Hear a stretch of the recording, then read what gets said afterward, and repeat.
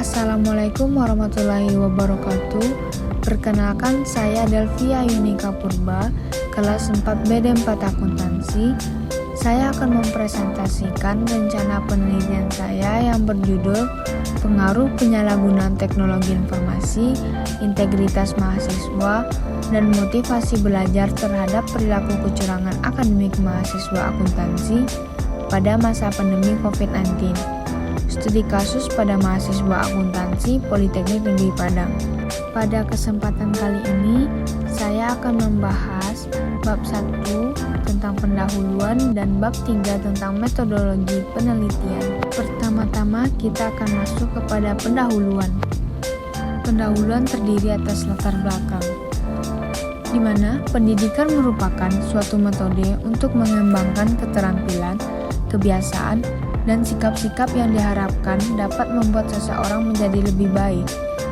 Menurut Kamus Besar Bahasa Indonesia atau biasa disebut dengan KBBI, pendidikan adalah proses-proses pengubahan sikap dan tata laku seseorang atau kelompok orang dalam usaha mendewasakan diri melalui upaya pengajaran dan pelatihan, proses, cara, dan pembuatan mendidik. Pendidikan memiliki peran yang sangat penting bagi kemajuan suatu bangsa. Pendidikan diharapkan dapat memberikan perubahan tingkah laku agar dapat membedakan antara seseorang yang belajar dan tidak belajar. Menurut Andini tahun 2017, pendidikan dipandang sebagai salah satu aspek yang memiliki peranan pokok dalam membentuk generasi masa depan. Pendidikan di perguruan tinggi diharapkan dapat menghasilkan lulusan yang bermoral dan berkualitas. Setiap mahasiswa tentunya ingin mendapatkan nilai yang baik karena nilai tersebut adalah salah satu tolak ukur keberhasilan seorang mahasiswa.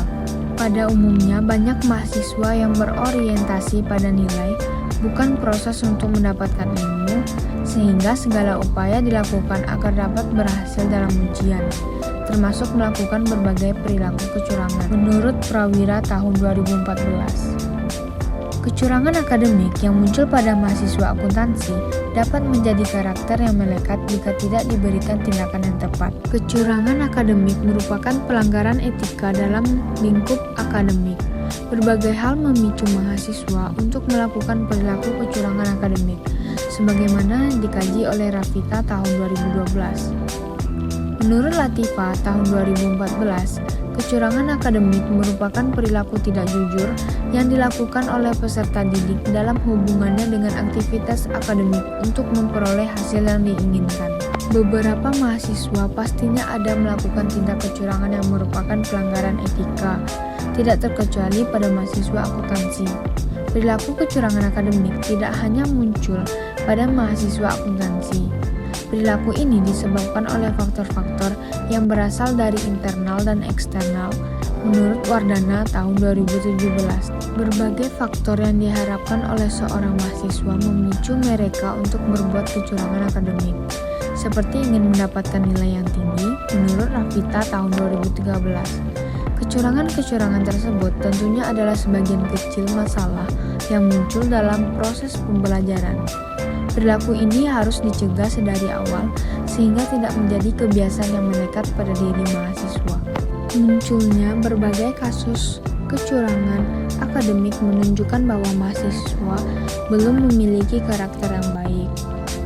Ketika mereka masih mahasiswa sudah melakukan tindak kecurangan, maka ketika mahasiswa tersebut tidak lagi menjadi seorang calon akuntan dan sudah menjadi akuntan yang sesungguhnya, tidak menutup kemungkinan mahasiswa tersebut juga akan melakukan tindak kecurangan yang dapat melanggar etika. Karena nantinya sebagian lulusan dari jurusan akuntansi adalah mahasiswa yang akan menempati posisi yang cukup strategis, yaitu di bagian keuangan, baik di pemerintahan maupun swasta atau perusahaan. Jika lulusan jurusan akuntansi melakukan kecurangan akademik, maka ketika mereka bekerja tentunya dapat merugikan tempat mereka bekerja. Munculnya wabah coronavirus 2019 yang meluas hingga di seluruh dunia yang menyebabkan krisis kesehatan global pertama di era milenium setelah pandemi flu Spanyol pada tahun 1918. Menurut Hasana et al. Tahun 2020. Menurut organisasi internasional terbesar di dunia, sektor pendidikan merupakan salah satu sektor yang sangat terdampak dengan mewabahnya virus corona ini. Berdasarkan munculnya wabah tersebut, Presiden mengeluarkan Peraturan Nomor 50 Tahun 2021, yaitu perubahan kedua atas Peraturan Presiden Nomor 99 Tahun 2020 tentang pengadaan vaksin dan pelaksanaan vaksinasi dalam rangka penanggulangan pandemi Coronavirus Disease 2019 atau COVID-19. Adapun Kementerian Pendidikan dan Kebudayaan atau Kemendikbud mengeluarkan Surat Edaran Nomor 4 Tahun 2021 tentang penyelenggaraan pembelajaran tatap muka tahun akademik 2021-2022, yaitu diselenggarakan dengan pembelajaran tatap muka terbatas dengan tetap menerapkan protokol kesehatan dan pembelajaran daring. Menurut Handrini, tahun 2018, pembelajaran online atau daring menunjukkan bahwa penggunaan internet dan teknologi mampu merombak cara penyampaian pengetahuan dan dapat menjadi alternatif pembelajaran yang dilaksanakan dalam kelas. Berdasarkan adanya keputusan pembelajaran secara daring pada lembaga pendidikan, secara tidak langsung akan semakin membuka peluang dengan mudah kepada pelajar maupun mahasiswa dalam melakukan perilaku kecurangan ini. Salah satu faktor yang menyebabkan kemudahan itu sendiri yaitu dari penggunaan sistem teknologi seperti handphone, laptop, dan lainnya. Teknologi informasi adalah ilmu pengetahuan dalam bidang informasi yang berbasis komputer dan perkembangannya sangat pesat, menurut Latif tahun 2010. Berdasarkan pada penelitian yang dilakukan oleh Marlina tahun 2018, menyatakan semakin canggih teknologi informasi yang dilibatkan dalam pendidikan, maka semakin canggih pula bentuk kecurangan yang akan terjadi. Adanya sosial media yang dapat diakses dengan mudah oleh mahasiswa merupakan faktor terpenting yang dapat memicu adanya kecurangan. Sebagai contoh yaitu semua mahasiswa pasti mempunyai alat komunikasi berupa smartphone yang merupakan fasilitas yang dapat mendukung kecurangan tersebut terjadi. Dengan mengakses internet pada saat ujian, maka mahasiswa dapat mengerjakan ujian dengan mudah dan juga mahasiswa dapat dengan mudah memanfaatkan media sosial yang mereka pakai untuk meminta jawaban dari teman. Kecurangan yang dilakukan mahasiswa juga dipengaruhi oleh integritas mahasiswa itu sendiri. Integritas yang dimiliki oleh mahasiswa akan menentukan apakah mahasiswa memiliki dorongan untuk melakukan kecurangan atau tidak. Integritas tersebut berkaitan dengan moralitas mahasiswa, ketaatan mahasiswa terhadap aturan akuntansi, latar belakang mahasiswa, dan lain-lain. Menurut Supriyadi tahun 2016, yaitu menyatakan nilai-nilai yang dijunjung tinggi dalam integritas akademik mencakup 6 aspek, yaitu kejujuran atau honesty, kepercayaan atau trust, keadilan, fairness, menghargai, respect, tanggung jawab, responsibility, dan rendah hati atau humble. Integritas tersebut berkaitan dengan lingkungan sekitar, moralitas mahasiswa, ketaatan mahasiswa terhadap aturan akuntansi, latar belakang mahasiswa, dan lain-lain. Integritas mahasiswa tersebut dapat menjelaskan kemungkinan mahasiswa mengambil keputusan-keputusan yang bersifat kurang etis atau bahkan melanggar hukum. Paparan teori di atas yang telah dibuktikan hasil penelitian oleh peneliti Ranti Melasari tahun 2019 yang meneliti mahasiswa akuntansi Universitas Islam Indragiri, Khotimatu Zahra tahun 2021 terhadap mahasiswa akuntansi Universitas Islam Kuantan Singingi, dan Evangelista et al. Tahun 2021 yang meneliti mahasiswa di beberapa perguruan tinggi universitas di Kota Malang, di mana ketiga peneliti ini mendapatkan hasil bahwa penyalahgunaan teknologi informasi berpengaruh positif dan signifikan terhadap perilaku kecurangan akademik mahasiswa. Akan tetapi, kecurangan ini sebenarnya tidak dapat terjadi jika seseorang memiliki prestasi belajar yang dibuktikan dengan memunculkan motivasi belajar. Motivasi belajar merupakan faktor psikis yang bersifat non-intelektual. Peranannya yang khas adalah dalam hal penumbuhan gairah, merasa senang, dan semangat untuk belajar. Menurut Wardana tahun 2017, motivasi dalam hal ini meliputi dua unsur, yaitu pertama, mengetahui apa yang akan dipelajari. Kedua, memahami mengapa hal tersebut perlu dipelajari. Menurut Wardana 2018 dan Fadilah tahun 2017 menyatakan bahwa motivasi belajar berpengaruh negatif terhadap kecurangan akademik. Motivasi belajar merupakan keseluruhan daya penggerak dalam diri seseorang yang memunculkan gairah belajar hingga menjamin kelangsungan kegiatan belajar. Hal ini yang menjadi salah satu alasan pentingnya menumbuhkan gairah belajar demi menghindari adanya kecurangan akademik di dalam perguruan tinggi. Tujuan dimunculkannya motivasi belajar ini agar sesuai dengan menurut Halimatus Sadia et al. Tahun 2019, yaitu perguruan tinggi merupakan institusi yang didirikan dengan tujuan menciptakan generasi yang intelektual dan berintegritas. Selain itu, perguruan tinggi juga merupakan institusi yang bertanggung jawab mendidik mahasiswa agar bertindak jujur dalam setiap tindakan yang dilakukan. Berdasarkan uraian latar belakang yang telah dijelaskan, maka penulis mengambil judul tentang pengaruh penyalahgunaan teknologi informasi, integritas mahasiswa, dan motivasi belajar terhadap perilaku kecurangan akademik mahasiswa akuntansi pada masa pandemi COVID-19.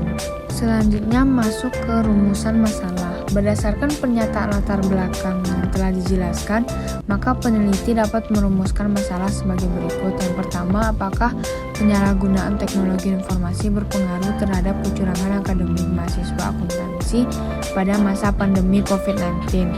Kedua, apakah integritas mahasiswa berpengaruh terhadap kecurangan akademik pada masa pandemi COVID-19? Yang ketiga, apakah motivasi belajar berpengaruh terhadap kecurangan akademik pada masa pandemi COVID-19? Selanjutnya, tujuan penelitian. Sesuai dengan rumusan masalah yang telah dijelaskan, dapat disimpulkan penelitian ini bertujuan sebagai yang pertama, yaitu untuk menganalisis pengaruh penyalahgunaan teknologi informasi terhadap kecurangan akademik pada masa pandemi COVID-19. Kedua, untuk menganalisis pengaruh integritas mahasiswa terhadap kecurangan akademik pada masa pandemi COVID-19. Yang ketiga, untuk menganalisis pengaruh motivasi belajar terhadap kecurangan akademik pada masa pandemi COVID-19. Selanjutnya, manfaat penelitian. Penelitian ini diharapkan dapat memberikan manfaat baik untuk penulis maupun pihak lain yang membaca, baik dari segi manfaat teoritis maupun manfaat praktis. Manfaat penelitian ini antara lain yang pertama yaitu teoritis. Dapat memberikan kontribusi terhadap perkembangan ilmu pengetahuan dan dapat menambah wawasan sekaligus pengalaman mahasiswa akuntansi pada masa pandemi COVID-19 mengenai kecurangan akademik. Dalam penelitian ini untuk mengembangkan ilmu yang diperoleh selama belajar di bangku kuliah. Yang kedua yaitu praktis.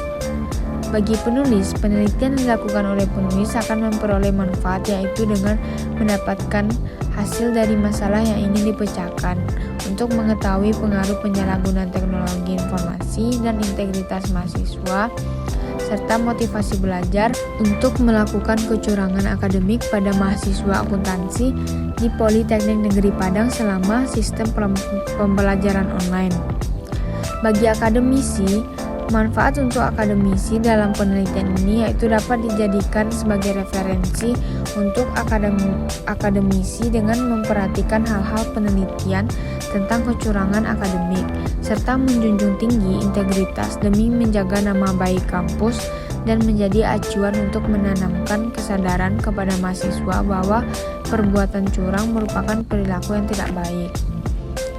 Lalu, bagi Kementerian Pendidikan dan Kebudayaan atau biasa disebut dengan Kemendikbud, Manfaat untuk Kementerian Pendidikan dan Kebudayaan atau Kemendikbud dalam penelitian ini yaitu dapat memberikan kontribusi dalam upaya membimbing karakter peserta didik khususnya pada masa pandemi COVID-19. Bagi peneliti selanjutnya, penelitian ini diharapkan bisa mengembangkan dan menambah ilmu bidang akuntansi khususnya tentang permasalahan penyalahgunaan teknologi informasi dan integritas mahasiswa yang mempengaruhi niat mahasiswa untuk melakukan kecurangan akademik lebih luas lagi selama proses perkuliahan yang nantinya ketika ingin melakukan penelitian dapat dijadikan sebagai pembanding dan memberikan referensi serta informasi yang relevan terhadap peneliti selanjutnya yang ingin melakukan penelitian sejenis. Selanjutnya, sistematika penulisan. Sistematika penulisan dimaksudkan untuk mempermudah pembahasan dalam penulisan, yaitu terdiri dari bab 1, yaitu pendahuluan. Bab ini membahas tentang latar belakang penelitian, rumusan masalah, tujuan penelitian, kontribusi penelitian, dan sistematika penulisan. Selanjutnya bab 2, yaitu tinjauan pustaka. Bab ini membahas tentang landasan teori yang digunakan dalam penelitian terdahulu, pengembangan hipotesis, dan hipotesis penelitian. Selanjutnya bab 3, metode penelitian. Bab ini membahas tentang jenis penelitian, populasi dan sampel, jenis data dan sumber data, teknik pengumpulan data, variabel penelitian, dan definisi operasional, dan teknik analisis data yang digunakan dalam pengujian hipotesis. Selanjutnya masuk ke pembahasan bab 3 yaitu metode penelitian. Terdiri atas jenis penelitian. Jenis penelitian ini termasuk pada penelitian kuantitatif. Metode kuantitatif sebagai metode primer untuk memperoleh data utama. Jenis data yang digunakan dalam penelitian ini yaitu data primer. Data primer adalah data yang diperoleh langsung peneliti dari sumber aslinya tanpa perantara. Data primer dalam penelitian ini berupa jawaban atas kuesioner yang dibagikan kepada responden untuk memperoleh data dari responden yaitu mahasiswa akuntansi Politeknik Negeri Padang atas pertanyaan-pertanyaan yang diajukan dalam kuesioner. Selanjutnya populasi dan sampel penelitian. Populasi penelitian ini adalah para mahasiswa jurusan akuntansi Politeknik Negeri Padang. Pengambilan sampel menggunakan purposive sampling yang dilakukan dengan menggunakan sampling yang terpilih betul oleh peneliti menurut kriteria khusus. Adapun kriteria pemilihan sampel dalam penelitian ini yaitu yang pertama, mahasiswa aktif jurusan akuntansi angkatan 2019 dan 2020 Politeknik Negeri Padang. Yang kedua yaitu mahasiswa yang sedang dan telah menempuh mata kuliah akuntansi. Selanjutnya metode pengumpulan data. Yang pertama yaitu metode dokumentasi. Menurut Ari Kunto 2010, metode dokumentasi adalah mencari data berupa catatan, transkrip, buku, surat kabar, majalah, notulen, lengger, agenda, dan sebagainya. Metode dokumentasi dalam penelitian ini digunakan untuk mendapatkan data tentang jumlah siswa yang menjadi populasi, hasil belajar siswa melalui dokumen data akademik siswa yang telah disaji oleh Widyarti tahun 2018. Yang kedua yaitu metode kuesioner. Menurut Sugiono tahun 2013, kuesioner merupakan teknik pengumpulan data yang dilakukan dengan cara memberi seperangkat pertanyaan atau pernyataan kepada responden untuk dijawabnya. Penelitian ini menggunakan kuesioner tertutup, yaitu kuesioner yang jawabannya sudah disediakan oleh peneliti sehingga responden tinggal memilih. Metode kuesioner digunakan untuk memperoleh data tentang motivasi belajar, penyalahgunaan teknologi informasi, dan integritas mahasiswa mengikuti pelajaran akuntansi. Selanjutnya, variabel penelitian. Variabel adalah sesuatu yang dapat membedakan atau mengubah nilai. Nilai dapat berbeda untuk objek atau orang yang sama dalam waktu yang berbeda, atau nilai dapat berbeda untuk objek atau orang yang berbeda dalam waktu yang sama.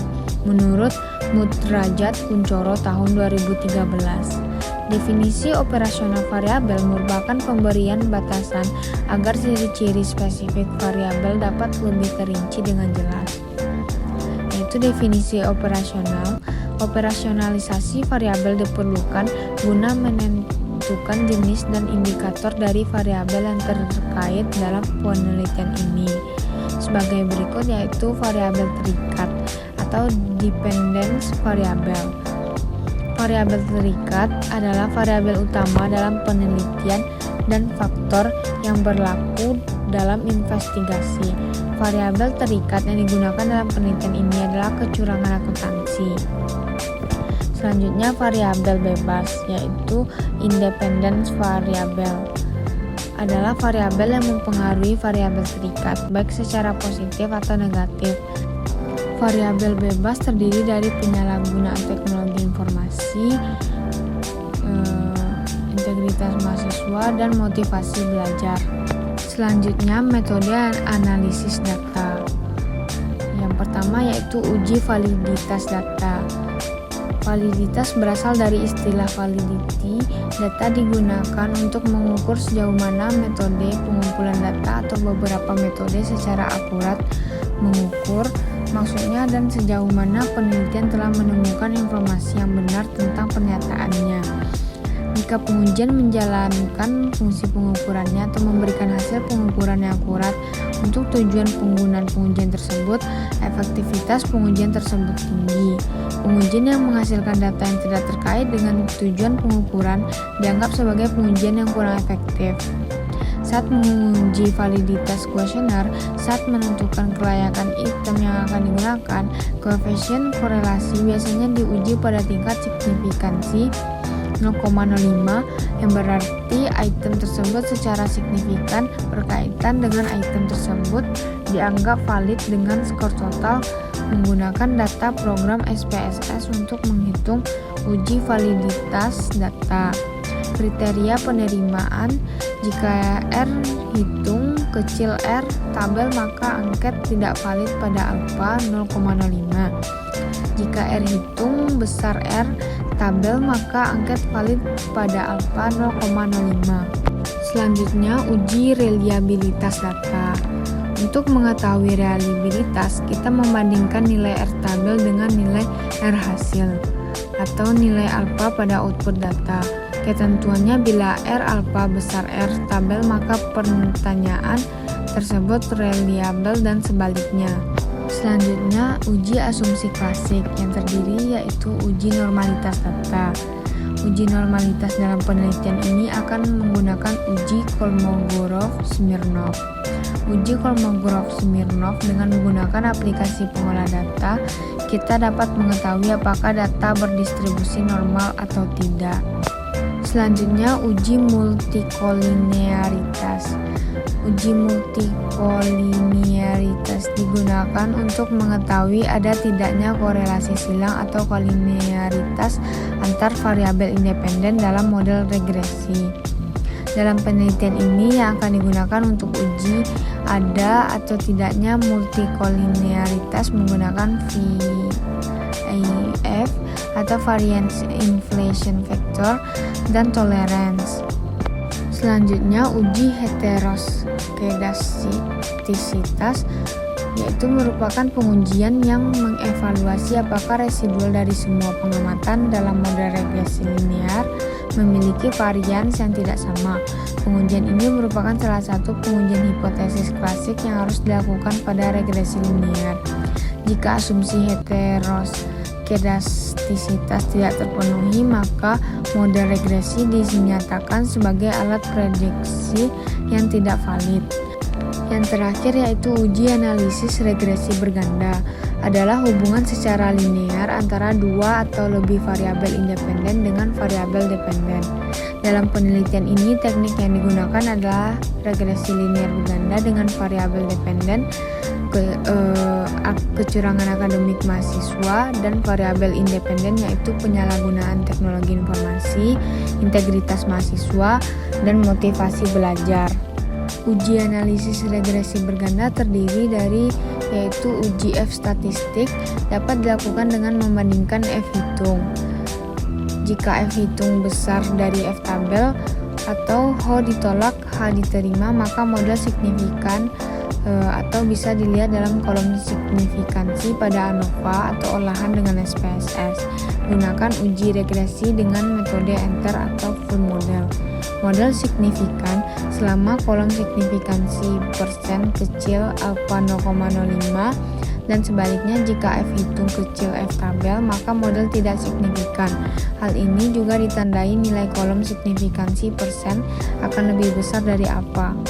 Selanjutnya uji T statistik, dikenal dengan uji parsial, yaitu untuk menguji bagaimana pengaruh masing-masing variabel bebasnya secara sendiri-sendiri terhadap variabel terikatnya. Apabila nilai probabilitas signifikansi kecil 0,05, maka suatu variabel independen tersebut merupakan penjelas yang signifikan terhadap variabel dependen. Selanjutnya, koefisien determinasi. Pengujian ini dilakukan untuk menguji sejauh mana variabel independen memberikan kontribusi terhadap variabel dependennya. Nilai koefisiennya berkisar antara 0 sampai 1. Semakin besar nilai koefisien, semakin besar kuat pengaruh variabel independen terhadap variabel dependennya. Sekian presentasi dari saya. Mohon maaf apabila ada kesalahan. Wabillahi taufiq walhidayah. Assalamualaikum warahmatullahi wabarakatuh.